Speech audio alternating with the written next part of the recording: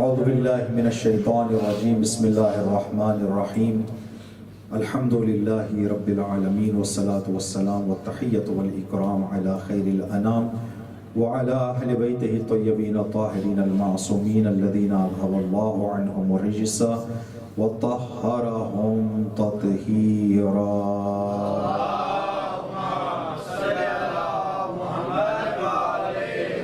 اللهم عجل لوليك الفرج اللهم صل على فاطمة وأبيها وبعلها وبنيها لعن الله قاتليك يا فاطمة لعن الله قاتليك يا فاطمة لعن الله قاتليك يا فاطمة. قال الله تبارك وتعالى في كتابه بسم الله الرحمن الرحيم إنا أعطيناك الكوثر فصل لربك وانحر إن شانئك هو الأبتر. اس مقدس مجلس کی قبولیت کے لیے اور جب سے یہ مرکز کی بنیاد ڈالی گئی ہے اس وقت سے لے کر اس مجلس اعزا تک جو بھی اعمال اور عبادات جو بھی ذکر اس مکان میں انجام پایا ہے ان تمام کی قبولیت کے لیے یہ سلسلہ امام زمانہ کے ظہور تک قائم و دائم رہنے کے لیے جو خدمت انجام دے رہے ہیں جو خدمت انجام دے چکے ہیں جو انشاءاللہ خدمت انجام دینے والے ہیں سب کی خدمتوں کی قبولیت اور توفیقات میں اضافے کے لیے جو حاضرین مجلس ہیں سب کی دلی مرادوں کے پورا ہونے کے لیے دعاؤں میں دعا سر فہرست دعا امام کی سلامتی اور امام کے جلد ظہور کے لیے صلوات پڑھیں محمد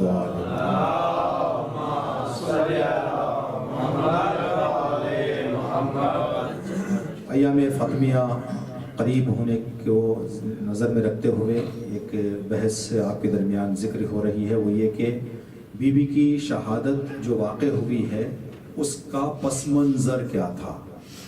وہ کیا واقعات پیش آئے کہ نبی کریم کے اس دنیا سے جانے کے بہت کم عرصے کے بعد سیدہ کی شہادت واقع ہوئی اور سیدہ کی شہادت بھی جس دردناک اور مصیبت کے حالت میں ہوئی ہے اس پر جو ہے توجہ کرنے کی ضرورت ہے. یہ سلسلہ ہم آپ کی خدمت میں ذکر کر رہے تھے دو گزشتہ جلسوں میں. بات یہاں تک پہنچی تھی کہ نبی کی جب رحلت واقع ہوئی تو ایک طرف کچھ لوگ نبی کے دفن اور کفن میں مصروف تھے ایک طرف مدینے کی اکثریت خلافت کے انتخاب میں مصروف تھی. یہاں تک بتایا گیا کہ نبی کا جنازہ دفن ہو گیا 10 لوگ موجود نہیں تھے. سید الانبیاء کا جنازہ دفن ہوا 10 لوگ موجود نہیں تھے. اب یہاں سے جو جنازہ دفن کر کے فارغ ہوئے ہیں اور یہاں سے خلافت انتخاب ہو کے لوگ باہر نکلے ہیں اب یہاں ایک سلسلہ شروع ہوا بیعت کے طلب کرنے کا. اس لیے کہ گزشتہ زمانے میں آج کے زمانے میں ہم لوگ بیعت کر کے لیڈر انتخاب کرتے ہیں. جب ہمارا ووٹ جا رہا ہے مطلب بیعت ہے ہمارے. اس وقت کیا ہوتا تھا خلافت انتخاب کر لی جاتی تھی پھر اس کے بعد لوگوں کو سمجھایا جاتا تھا کہ اس بندے میں قابلیت کیا ہے اور لوگوں سے تائید لی جاتی تھی کہ آپ اس کو خلیفہ مانیں گے اس کو خلیفہ مانیں گے. بیعت کا جو لفظ ہے عربی زبان میں بیچنے کو کہتے ہیں بیع اور اپنے اختیار کو ہم اگر دوسرے کے حوالے بیچ دیں تو یہ ہو جائے گی بیعت. یعنی آپ جو بھی کریں گے ہم اعتراض نہیں کریں گے. اس حد تک کسی بندے کو انسان راضی ہو جائے کسی بندے پر اس کے فیصلوں پر تو اس کو کہتے ہیں بیعت. اس لیے امام حسین نے فرمایا کہ مجھ جیسا یزید جیسے کہ بیعت نہیں کر سکتا. میں کہاں یزید کہاں میں کہوں کہ یزید کے فیصلوں کو میں مان جاؤں گا.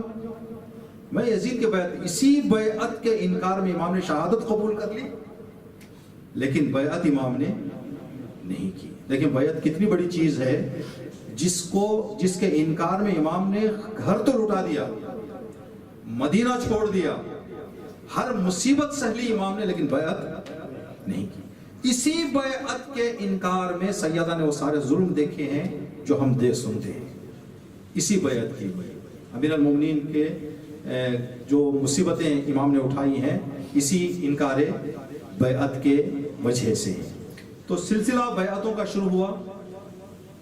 اکثریت بیعت کر چکی تھی چاہے لالچ میں ہو چاہے ڈر میں ہو چاہے خاندانی قبیلے باتوں کو نظر میں رکھتے ہوئے ہو. ایک اقلیت رہ گئی تھی جو بیعت نہیں کر رہی تھی. ان میں سے سر فہرست امیر المومنین کا گھرانہ تھا.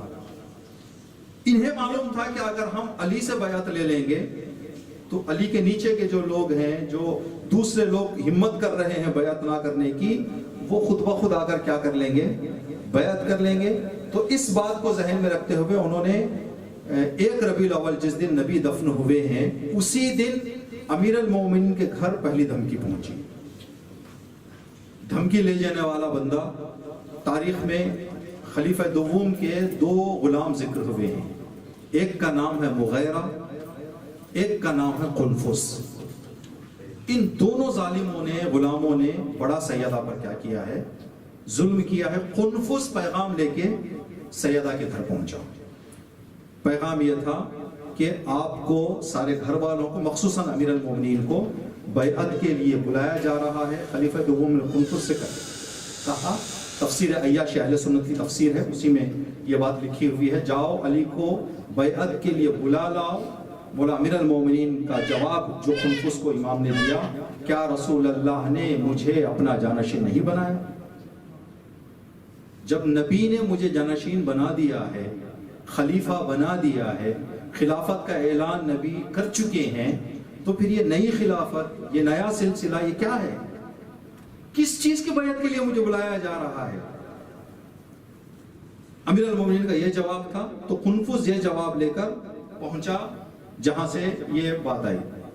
جب یہ جواب ملا انہیں کہ قنفس کو امیر المومنین نے یہ جواب دیا ہے کہ جب نبی نے خلافت معین کر دی ہے تو میں ابھی کسی اور کی بیعت نہیں کروں گا، دوسری دھمکی پھر اسی چینل سے سیدہ کے گھر پہنچائی گئی۔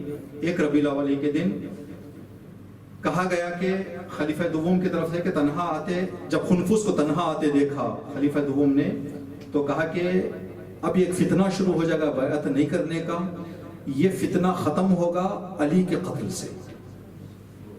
جب تک علی ہوں گے مدینے میں، یہ ایک ایک لوگ جو ہے انکار بیعت کرتے جائیں گے یا بیعت نہ کرنے کی ہمت کریں گے۔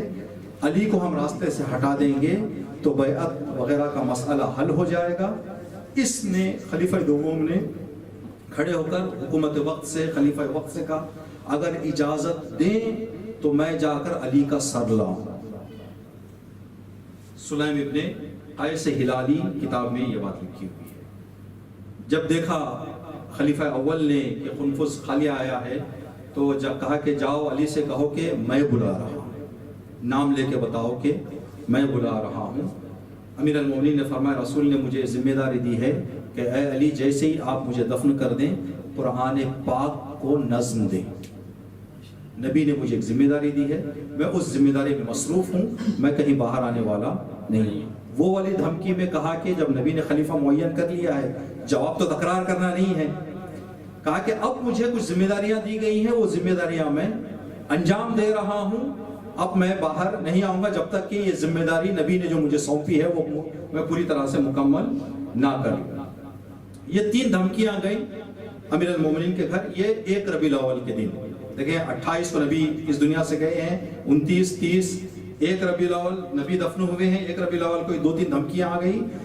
جب امام نے فرمایا کہ میں ایک ذمہ داری انجام دے رہا ہوں، قرآن پاک جمع کر رہا ہوں، اب ایک مدینے میں ایک بحث چل رہی تھی کہ امیر المومنین نے بیعت نہیں کی، فلاں نے بیعت نہیں کی، ابن عباس نے بیعت نہیں کی تھی، ابن عباس نے بیعت نہیں کی، اور علی نے یہ جواب دیا ہے کہ میں قرآن پاک جمع کر رہا ہوں۔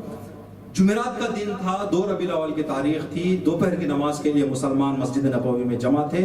امیر المومنین اپنے ہاتھوں میں کچھ اٹھائے ہوئے مسجد کی طرف آگے بڑھے۔ امام نے فرمایا کہ لوگ تعجب سے دیکھنے لگے کہ علی ساتھ کیا لا رہے ہیں۔ احتجاج طبرسی میں یہ بات لکھی ہوئی ہے، امام نے سارے مسلمان جو مسجد میں موجود تھے ان کے سامنے لے جا کر جو اپنے ہاتھوں میں اٹھائے ہوئے تھے اس کو رکھ کے فرمایا، اے لوگوں میں نے قرآن کی آیتوں کو تفسیر کے ساتھ جمع کیا۔ قرآن کی آیت اور اس کی سچی اور حقیقی تفسیر جو نبی نے فرمایا تھا، جب تک ان 2 کے ساتھ ملے رہو گے گمراہ نہیں ہوگے۔ اگر قرآن پاک سے صحیح ہدایت لینی ہے تو یہ میرا قرآن موجود ہے۔ یہاں وہی جملہ جو نبی کریم کے آخری لمحات میں جس شخص نے کہا تھا کتاب خدا کافی ہے، وہیں سے جواب آیا، علی ہمیں تمہارے قرآن کی ضرورت نہیں ہے۔ احتجاج طبرسی میں لکھا اب ابن عباس نے بھی کیا نہیں کی تھی؟ بیعت نہیں کی تھی. 2 ربیع الاول کی رات یہ سارا وفد پہنچا ہے ابن عباس کے گھر. ابن عباس کوئی معمولی انسان نہیں تھے. ابن عباس سن رسیدہ بھی تھے، مفسر قرآن، حافظ قرآن، محدث کے نام سے پہچانے جاتے تھے، رسول خدا کے چچا تھے، تو بڑے معتبر شخص تھے. تو انہوں نے دیکھا کہ نہیں، ابن عباس کو بھی جو ہے بیعت کی طرف، خلافت کی طرف مائل کرنا، ان کو راغب کرنا، کھینچنا ضروری ہے. تو ایک وقت پہنچا، تاریخ یعقوبی میں یہ بات لکھی ہوئی ہے، خلیفہ اول اور خلیفہ دوم رات 2 ربیع الاول یعنی شب 3 ربیع الاول رات پہنچے ہیں. جانے کے بعد ابن عباس سے کہا کہ مہربانی کریں، اکثریت نے مان لیا ہے، آپ بھی مان جائیں اور بیعت کر لیں. اگر آپ بیعت کریں گے تو ہم آپ سے وعدہ کریں گے کہ اگلے خلیفہ آپ کو بنا دیں گے. یعنی ہم یہ آپ کو پہلے سے ہی وعدہ دے رہے ہیں کہ یہ پہلی خلافت ختم ہو جائے گی تو دوسرے خلیفہ آپ ہیں، بے شرط یہ کہ آپ بغیر چنو چرا کے کیا کر لیں، اس خلافت کو مان جائیں، بیعت کر جائیں، اگلی خلافت آپ کو دے دیں گے. جناب ابن عباس کا جواب تھا، کیا تم نے کہا کہ سب نے بیعت کر لی، کہ ہم سب میں نہیں؟ سب نے بیعت کر لی ہے، آپ ہی رہ گئے ہیں، تو کن سب کی بات کر رہے ہو آپ؟ وہ کون سا سب ہے جس میں ہم نہیں ہیں؟ علی نہیں ہے، سلمان نہیں ہے، ابو ذر نہیں ہے، یہ کس ہم کی بات کس سب کی بات کر رہے ہو؟ کہا کہ ہم نے کہاں بیعت کی؟ کیوں کہا آپ نے سب نے بیعت کر لی؟ کہا کچھ نے بیعت کی، کہو بعض نے بیعت نہیں کہا کی ہے، آپ کا یہ جملہ ہی غلط ہے کہ سب نے بیعت کر لی ہے. کہا خلافت جائیداد نہیں ہے کہ جس کو چاہو تم تقسیم کر دو. یہ جواب کس کا ہے؟ جناب ابن عباس کا. یہ رات میں آ کر جو دعوت دی گئی خلافت بیعت کی، جواب دیا کہ خلافت جائیداد نہیں ہے جو جس کو چاہے تقسیم کر دے. یہ بات، یہ واقعہ اہل سنت کی تاریخ ہے، ہسٹری بک ہے، تاریخ یعقوبی، اس میں لکھا ہوا ہے کہ جناب عباس سے رات میں جا کر یہ بات طلب کی گئی، لیکن نہیں. ایک اور دھمکی اگلے دن، 3 جمعہ کا دن تھا، 3 ربیع الاول. 3 کتابوں میں اہل سنت کی مشہور کتابیں، تاریخ طبری، تاریخ یعقوبی اور کتاب الامامہ والسیاسہ میں یہ بات لکھی ہوئی ہے کہ جتنے لوگوں نے بیعت نہیں کی تھی وہ اپنے آپ کو امن میں پانے کے لیے، تاکہ ہم کو زبردستی بیعت نہ لی جائے، سب نے جا کر امیر المومنین کے گھر میں پناہ لے لی. سارے کے سارے جتنے بیعت کے منکر تھے، خلافت کے منکر تھے، سقیفہ کے منکر تھے، سارے جا کر بیٹھ گئے امیر المومنین کے گھر. اب امیر المومنین کے گھر ایک تعداد جمع ہو گئی ہے. اب وہاں پتہ چلا کہ سارے جمع ہوئے امام کے گھر میں. جب خلافت کو اطلاع ہوئی تو حکم دیا گیا کہ گھر پہ حملہ کرو. اب کچھ لوگوں کی سرداری میں جدر حضرت بی بی پر حاضر ہوئے. حاضر ہونے کے بعد یہ کہا گیا کہ یا تو علی کو باہر، اور علی جتنے ہیں سارے باہر آ جائیں، یا گھر پر ہم حملہ کریں گے، گھر کو آگ لگائیں. جب نبی کریم کے اس دنیا سے جانے کے چوتھے 5ویں دن، 28 اور 3 ربیع الاول، 5 دن میں یہ بات بتائی گئی تو سیدہ نے اندر سے ایک فریاد کی. جب یہ کہا گیا کہ آگ لگائیں گے گھر کو، جلا دیں گے گھر کو، توڑ دیں گے گھر کو، حملہ کریں گے گھر پر، تو سیدہ نے ایک جملہ فرمایا عربی میں جو ان 3 کتابوں میں لکھا ہو، یا ابتا، اے میرے بابا جان، یا رسول اللہ، آپ کے بعد آپ کی بیٹی کو کیا کیا سننا پڑ رہا ہے، آپ کی بیٹی کو کیا کیا دیکھنا پڑ رہا ہے. بابا ابھی 5 دن گزرے ہیں، 5 دنوں میں لوگ آ کر یہ کہہ رہے ہیں کہ فاطمہ آپ کے گھر کو آگ لگا دیں گے. جب یہ بیان کیا سیدہ نے تو آپ کی خدمت میں عرض کریں کہ اگلے اس میں ہے کہ جتنے لوگ وہاں کھڑے ہوئے تھے 2-3 سنگ دلوں کے علاوہ سارے آئے تھے حملہ کرنے کے لیے، رو رہے تھے. یعنی ایک بیٹی جس نے باپ کو کھو دیا ہے اور ایک حق مطالبہ کر رہی ہے، ناحق مطالبہ نہیں ہے، ایسے باتیں کی جائیں اور ذکر کیا جائے تو لوگ وہاں پر رونے لگے. اب سیدہ نے 2 ربیع الاول، 3 ربیع الاول، 4 ربیع الاول، ان تاریخوں میں جو کام کیا، امیر المومنین سیدہ فاطمہ حسن حسین علیہ السلام کو لیتے تھے، لے کر ایک ایک گھر جا کر کہتے تھے آپ غدیر میں تھے یا نہیں تھے؟ آپ تھے غدیر میں؟ کہاں؟ تو کیوں خاموش بیٹھے؟ ایک ایک انصار اور مہاجر کے گھر جا کر سیدہ کہا کرتی تھی کیا تم غدیر میں نہیں تھے؟ اب تھے تو پھر کیوں آپ نے بیعت کی؟ کیوں آپ نے غدیر کا انکار کرتے؟ میرے بابا کا اعلان آپ نے سنا، دیکھا، بیعت کی غدیر میں، کیا ہو گیا تم لوگوں کو؟ تو لوگوں کا جواب کیا تھا؟ بی بی ہم لوگ سقیفہ میں تو آئے تھے خلافت انتخاب کرنے کے لیے، ہمارا تو یہ ارادہ تھا کہ علی بھی آئیں گے تو ہم حق علی کی طرف دیں گے، آئی نہیں علی۔ اگر علی سقیفہ میں آ جاتے تو ہم علی کی خلافت کے حق میں بات کرتے، لیکن علی آئے ہی نہیں، اب اس میں ہماری کیا تقصیر ہے؟ تو بی بی نے ان لوگوں سے کہا کہ میرے بابا کے جنازے کا کیا ہوتا؟ کوئی ہو جو کفن بھی کرے؟ میرے بابا کے رسول اللہ کے جنازے کا کیا ہوتا؟ اظہار ندامت کرتے ہوئے جو لوگ جس کے گھر بی بی جاتی تھی، ایک بڑی تعداد نے کہا، اب دیکھیں ہمارے یہاں کہا جاتا ہے کہ جب کوئی بندہ خود چل کر چلا جائے، شاید سیاسی مثال ہے صرف آپ کے ذہنوں کو قریب کرنے کے لیے، یہ کہ جو لیڈرز کینڈیڈیٹ کھڑے رہتے ہیں، کبھی کبھی وہ اپنے نمائندے کو کسی کے گھر بھیجتے ہیں کہ بھائی مجھے ووٹ کرو، ایک مرتبہ خود کینڈیڈیٹ آ جاتا ہے، تو بہت سارے گھر کے لوگ جو مخصوص دیہاتی خواتین ہوتی ہیں نا، وہ لوگ کیا کرتے ہیں، کہتے ہیں کہ بھائی جب خود بندہ آ گیا ہے تو حق ہے، نا حق ہے، صحیح ہے، غلط ہے، خدا جانے ہم کیا کر دیں گے، اس کے حق میں ووٹ کر دیں گے۔ یہ کچھ لوگوں کا مزاج ہوتا ہے۔ آپ سمجھیں کہ کسی کے گھر پہ سیدہ اپنے بچوں کو لے کر چلی جائیں اور کہیں کہ بھائی غدیر کی گواہی دو، تو ایک بڑی تعداد نے اعلان کیا کہ ہم خلافت کی مخالفت کرنے اور غدیر کی بیعت کی طرفداری کرنے کے لیے تیار ہیں۔ بی بی آپ آ گئی ہیں، ہم ایک غفلت میں تھے، ہم سمجھ رہے تھے کہ بات ختم ہو جائے گی، اکثریت نے جب اقرار کر لیا ہے تو مسئلہ ختم ہو جائے گا، جب آپ آ گئی ہیں تو ہم آپ جو دعوت جس بات کی طرف دے رہے ہیں اس پر ہم عمل کرنے کے تیار ہیں۔ تو 360 مدینے کے لوگوں نے اعلان کیا کہ ہم علی کی طرفداری کرنے اور خلافت کی بغاوت کرنے کے لیے تیار ہیں۔ امام نے فرمایا ٹھیک ہے، پکا؟ کہا ٹھیک ہے۔ تو ایک نشانی تاکہ علی والے کون ہیں، غدیر والے کون ہیں پتہ چل جائے، جتنے لوگ غدیر کے طرفدار ہیں پہچانے جانے کے لیے سر کے بال صاف کر کے آئے، تاکہ پہچانے جائیں کہ بھائی یہ جو آئے ہیں ایک علامت کے ساتھ، ایک نشانی کے ساتھ، یہ ایک بات کی طرفداری میں آئے ہیں۔ سب نے کہا ٹھیک ہے۔ کل امام نے وعدہ کیا تھا کہ آج 360 لوگ اپنے سر کے بال مونڈ کر آئیں کل فلاں جگہ پر۔ جب امام علی جا کے کھڑے ہو گئے انتظار کرتے کرتے، 5 لوگوں کے سوا کوئی نہیں آیا، یعنی بی بی اور امیر المومنین اپنے بچوں کو لے کر جب گھر پہنچے، 360 لوگوں نے کہا تھا کہ ہم اپنا ساتھ دینے کے لیے تیار ہیں۔ جب اگلے دن وعدہ پورا کرنے کی بات آئی تو کون کون تھے؟ سلمان، مقداد، عمار کے علاوہ کوئی نہیں تھا۔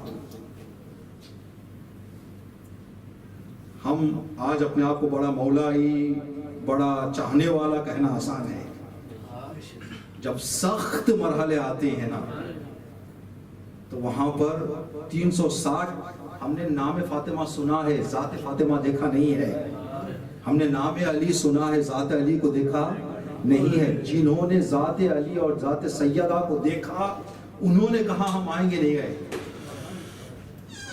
سمجھیں کہ ایمان کے ترازو پر اپنے آپ کو باقی رکھنا اس راہ پر، اور قربانیاں دینا، ڈٹنا، ثابت قدم رہنا کوئی آسان بات نہیں ہے۔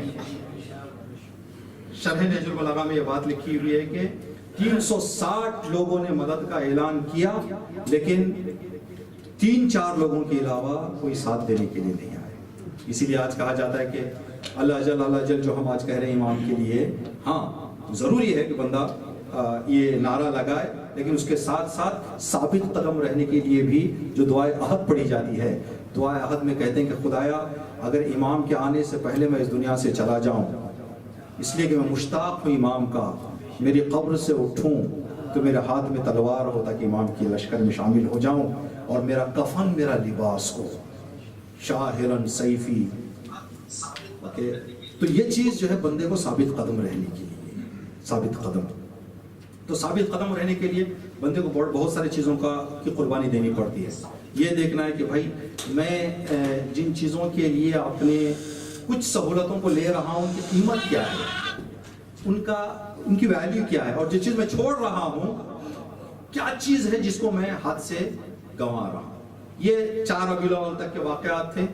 5 ربیع الاول اتوار کا دن، سنڈے کا دن، اس دن جو واقعہ پیش آیا ہے وہ بی بی سیدہ کے گھر پر آگ لگائی گئی ہے. 5 ربیع الاول خلیفہ دوم اجازت سے علی کے گھر کی طرف روانہ ہوئے اور شور ایک ببا ہو گیا، دروازے کے باہر بڑی بھیڑ آ گئی تھی. آواز دی باہر کھڑے ہو کر کہ علی کو باہر بھیجو ورنہ آگ لگا دیں گے. تو بی بی نے اندر سے آواز دی، کیا آپ اس گھر کو آگ لگاؤ گے جس میں حسنین رہتے ہیں؟ کیا اس گھر کو آگ لگاؤ گے جس میں زہرا رہتی ہیں؟ یہ جملہ کون کہہ رہا ہے باہر سے کہ ہم آگ لگا دیں گے؟ بی بی نے لوگوں کے جواب، اعتراض دیکھ کر، بھیڑ دیکھ کر، آواز سن کر دروازہ بند کیا، جو عربی عبارت ہے اغلقت الباب فی وجوہہم. بی بی نے دروازہ بند کر لیا. یہاں پر نام بھی لکھا ہوا ہے، اہل سنت کی کتاب تفسیر عیاشی، خلیفہ دوم نے اپنے پیر سے اتنا تیز مارا دروازے کو کہ دروازہ سیدہ کے پہلو پہ گر گیا. سیدہ نے آواز دی، اے شخص، ما ھذا الجرأۃ علی اللہ وعلی رسول اللہ، تجھے رسول کا کوئی لحاظ نہیں، خدا، خوف خدا کچھ نہیں تیرے دل میں؟ یہ کیا ظلم ہے جو تو ڈھا رہا ہے؟ اتريد ان تقطع نسله من الدنیا، کیا تو رسول کی نسل مٹانے کے ارادے سے آیا ہے؟ کیا رسول کا نام و نشان ختم کرنا چاہتا ہے اس دنیا سے؟ تو ارادہ کیا ہے؟ بیعت کا ایک طریقہ ہوتا ہے طلب کرنے کا، اس طریقے سے بندے کو اختیار دیا جاتا ہے تو اللہ کے نور کو خاموش کرنا چاہتا ہے. یہاں پر جو مصائب کی شکل میں یہ جملے ہیں کہ اپنے ہاتھ سے پہلا تماچا بی بی کو یہاں پر لگا ہے. 5 ربیع الاول سیدہ نے جب اعتراض کیا، یہ بات شاید میرے لیے کہنے اور آپ کے لیے سننے میں بڑی آسان، آپ ایک لمحے کے لیے یہ کریں، آپ کی بہن آپ کے سامنے ہو، ایک کوئی نامحرم آپ کی بہن کو کہنا، علی جیسے غیرت دار کے لیے ختم ہو گئی دنیا وہاں پر. میرا مولا جب بھی گھر آتا تھا نا تو کہتا تھا مجھے گھر میں دل نہیں لگتا. اور یہ چیزیں بڑے اہل بیت کے گھر نے دل میں بڑے صدمے سہے ہیں. 7ویں امام کا واقعہ ہے کہ 7ویں امام قید میں بہت سارے لوگ ملنے جاتے تھے امام سے، تو امام نے لوگوں سے کہا کہ مشکلات کے حل کے لیے لوگ آتے تھے، امام دعائیں دیتے تھے. بہت سارے لوگوں نے امام سے ملاقات کی. ایک مرتبہ امام سے کوئی بندہ ملاقات کے لیے پہنچا تو اس نے کیا دیکھا کہ امام سجدے میں سر رکھ کر کہہ رہے ہیں کہ خدایا موسیٰ کاظم کو اٹھا لے، موسیٰ کاظم کی دنیا اب مجھے نہیں چاہیے. بندے نے کہا کہ مولا میں کئی مرتبہ آیا، کئی سال سے آپ زندان جھیل رہے ہیں، کبھی آپ کی زبان سے دعا میں نے نہیں سنی کہ خدایا مجھے شہادت نصیب کر دے، اب میں دنیا میں رہنا نہیں چاہتا، آخر وجہ کیا ہے؟ تو امام نے فرمایا کل ظالم آیا ہوا تھا دربار میں، زندان میں مجھے دیکھنے کے لیے، تو مجھے کچھ تکلیف زیادہ ہو گئی تو میری جدہ کو میں بلا رہا تھا، اماں فاطمہ میری مدد کے لیے آئے، میں مشکلات میں ہوں. جیسے ہی میری زبان سے فاطمہ نکلا تو ظالم نے میری جدہ کے نام کی توہین کی. اب جب قید خانے میں صبح اٹھتا ہوں تو وہ آوازیں میرے کانوں میں گونجتی ہیں، مجھے جینا نہیں چاہتا. میں کہوں گا مولا موسیٰ کاظم آپ سن کر برداشت نہیں کر پائے، علی کے کلیجے پہ کیا گزری ہوگی جب علی نے اپنے آنکھوں سے دیکھا کہ سیدہ کی توہین کی گئی. یہیں پر لکھا ہوا ہے کہ پہلا تماچا لگا، اس کے بعد بی بی کو تازیانہ لگایا.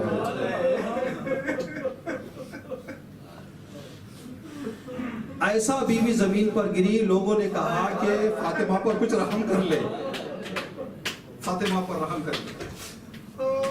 ظالم نے کوڑا مارتے مارتے کہا کہ اے سیدہ آپ کا احترام اسی وقت تک تھا جب تک رسول تھے، اب رسول نہیں ہے، آپ کا وہ احترام پہلے جیسا نہیں ہے جس کی وجہ سے ہم، جیسے ہی یہ جملات کہہ کر بی بی پر ظلم اٹھایا گیا.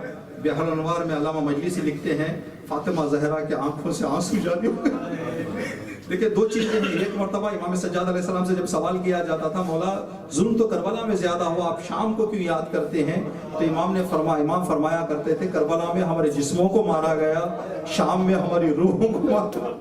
کبھی سکینہ کو کنیزی میں بلایا جاتا تھا، کبھی ہمیں شرابی کے دربار میں، کبھی ایسے جملے کہے جاتے تھے جس سے ہمیں.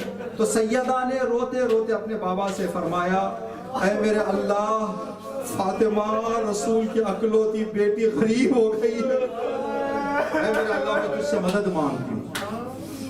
اب یہاں پر یہ بی بی کا بیان سن کر سارے حاضر رونے لگے سوائے کچھ سخن لوگوں کے. اب اسی اثنا میں جہاں بی بی ایک طرف سے رو رہی ہیں، لوگ رو رہے ہیں، یہ دیکھ کر کہ کہیں انقلاب نہ آ جائے، ایک ظالم نے حکم دیا کہ لکڑیاں لائی جائیں. اتنی ساری لکڑیاں فاطمہ کے دروازے پر جمع ہو گئی کہ فاطمہ کے گھر کو آگ لگا دی گئی. اب یہ جلتا ہوا دروازہ بی بی کے چہرے پر تماچا کھا چکی ہے، جلتا ہوا دروازہ فاطمہ کے بدن پر گرایا گیا. اللہ نہ کرے آپ نے دیکھا ہے آپ کے گھر میں جو عورتیں دیکھی ہیں آپ نے، جس کے پیٹ میں بچہ ہوتا ہے اس کو آرام سے اٹھایا جاتا ہے. ہائے سیدہ کی مصیبت، سیدہ کے بدن مبارک میں محسن کے ظالم نے جلتا ہوا دروازہ سیدہ الا لعنت اللہ علی القوم الظالمین سیعلم الذین ظلموا ای منقلب ینقلبون ربنا تقبل منا انک انت السمیع العلیم. لعن اللہ قاتلیک یا فاطمہ، لعن اللہ قاتلیک یا فاطمہ، لعن اللہ قاتلیک یا فاطمہ ماتم حسین.